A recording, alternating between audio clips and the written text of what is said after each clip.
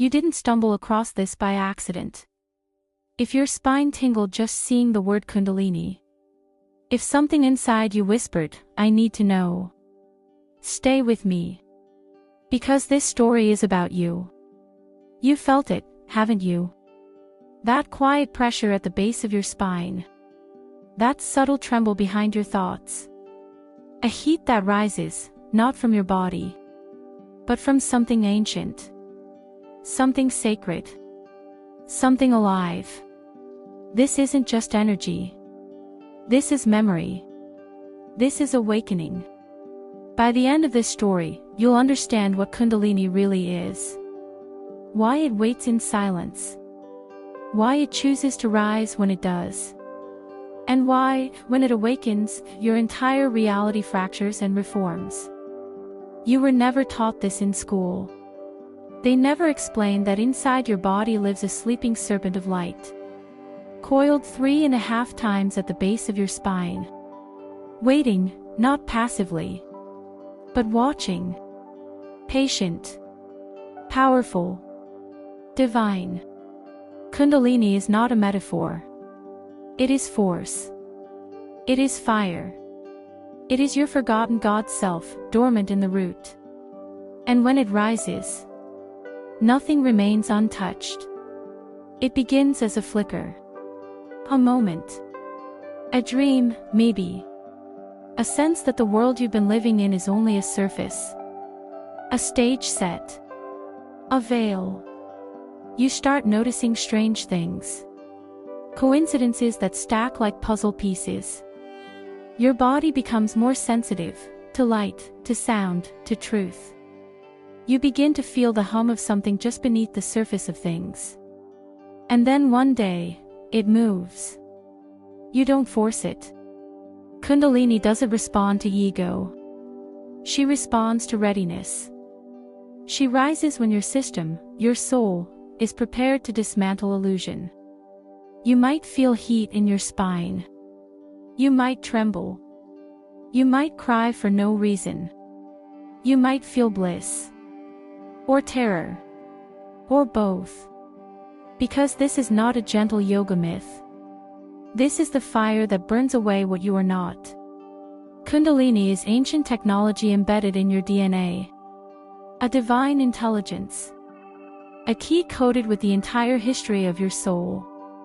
And when she awakens, she doesn't just change your energy. She changes your identity. You begin to shed. Old beliefs disintegrate. Relationships fall away. You become less interested in being liked. And more interested in being true. Not because you're trying, but because you've begun to vibrate at a different frequency. Kundalini doesn't elevate you. She returns you to who you were before the world told you who to be. This is only the beginning. In the next part, you'll understand why Kundalini rises through the spine. Why it's shaped like a serpent. And why your nervous system becomes the temple of your transformation. Because what happens next isn't just mystical. It's biological. Spiritual. Psychoenergetic. And it will rewrite your entire reality. There's a reason every ancient civilization spoke of serpents. Not just as symbols of danger, but as signs of wisdom, rebirth, and divine power.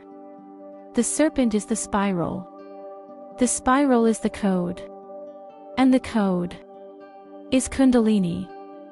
At the base of your spine, in the root chakra. This energy sleeps, coiled like a snake, 3.5 turns. Not metaphorical. Not imaginary. Real. Energetically real. And when activated, it rises upward, through the spinal channel, piercing the chakras one by one. Initiating them like sacred gates, unsealing ancient memory at every level. But this isn't just energetic poetry. There is biological reality to this. Your spine is not just bone and nerve. It is a cosmic antenna, a sacred highway through which light, intelligence, and memory ascend. Kundalini moves like plasma fire.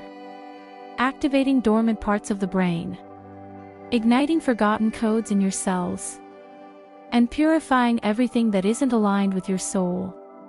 As she moves through the chakras, each center begins to awaken, not just as colorful wheels of energy, but as dimensions of self. Root, survival, body, fear. Sacral, creation, desire, emotion. Solar, identity, power, control. Heart, love, connection, forgiveness. Throat, voice, truth, vibration. Third eye, vision, intuition, clarity. Crown, divine oneness. You feel the shift.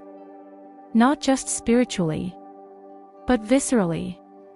Tingling, pressure, burning, shaking, visions, weeping, stillness, electricity. The experience is different for everyone, but it's never passive. And hey, race the twist. Kundalini doesn't rise because you're special. She rises because you're ready. Ready to see everything clearly. Ready to release what no longer fits. Ready to meet your shadows without running. Ready to let go of the version of you that was built for safety, not truth. Many fear the Kundalini awakening. And they should. Because it's not gentle. It's sacred demolition. A divine earthquake. You can't fake this. You can't force it. You can't hack the universe into giving you more than you're prepared to hold. That's why so many spiritual seekers hover at the surface. Chanting, breathing, posing, but afraid to fully open. Because once it starts, you don't go back. The illusions crack. The masks fall. Your nervous system becomes the vessel for something ancient and eternal. You'll feel like you're dying. And in some ways, you are. Not physically, but egoically, energetically. What dies is the noise. What dies is the false self. What dies is everything you built to protect your wound. And what rises is the you. Before the pain. The you before the forgetting. Before the shame. Before you traded magic for logic. But what happens once the serpent reaches the crown? What happens when your system can hold the full frequency of divine consciousness? In part 3, we go there. Because the rise is not the end. It is the beginning of a completely new existence. And you'll see why Kundalini doesn't just awaken you. She awakens everything you touch. When the serpent reaches the crown, the top of your head, a doorway opens. Not metaphorically. Energetically. Viscerally. You feel it as pressure, pulsing, light, or a sudden stillness so absolute, it silences time. Because in that moment, you are no longer only you. You are the field itself. You don't connect to the divine. You remember that you were never separate. There is no division. No border between your skin and the sky. Your thoughts and the stars. Your breath and the origin of breath. This is what ancient mystics called samadhi. What yogis trained lifetimes for. What saints glimpsed in moments of surrender. And yet, you're still here. In a body. On earth. In the world. Which leads to one of the great secrets of Kundalini. The real work begins after the awakening. Most people imagine the awakening as the goal. But that's not the end. That's the beginning of integration. Once the energy has risen, once your system has held that voltage, you are no longer compatible with lies. You can't go back to your old job. Your old patterns. Your old fears. They don't fit anymore. Like trying to wear a skin you've outgrown. But this part, this middle ground, is the most disorienting. Because your inner world is crystalline. But your outer world may still be built from illusion. You feel split. Part of you vibrates like light. Part of you longs to disappear. And part of you just wants to buy groceries and be normal. This is what spiritual teachers rarely say out loud. Integration is harder than awakening. Because now you must live the frequency you've touched. In a world that's addicted to noise, speed, and distraction. You may feel alone. Not because you are, but because you're now tuned to a different wavelength. You speak truth, and people blink. You vibrate peace, and chaos surrounds you. You see through masks, and most people don't even know they're wearing them. And yet, you were never meant to escape this world. You were meant to become a bridge. A vessel. A carrier of codes. A transmitter of remembrance. Kundalini isn't about floating off into bliss. It's about coming back embodied. Lit from within. Anchored in presence. But infused with divine current. You start to move differently. You listen differently. You attract, you repel, you magnetize, not with force. But with frequency. And erase the wild part. Your energy begins to awaken others. Not through words. Through presence. People around you begin to shift. They don't know why. But your vibration destabilizes their illusion. Your stillness echoes in their noise. Your clarity reveals their confusion. You become a living reminder. There is more. And it lives in you too. In part 4, we'll explore the true purpose behind Kundalini's rise. Not just for you, but for the planet. Because this isn't just personal transformation. This is collective evolution. And your awakening. It's not random. It's right on time. You are not awakening in isolation. There is a reason this is happening to you now. In this moment of human history. In this era of noise, confusion, collapse, rebirth. Kundalini doesn't rise in one person. To bless that person alone. She rises because your activation ripples. She rises because your frequency becomes a tuning fork. For the soul still sleeping. For the heart still hiding. For the light waiting to remember itself through you. This is not mythology. This is not spiritual fantasy.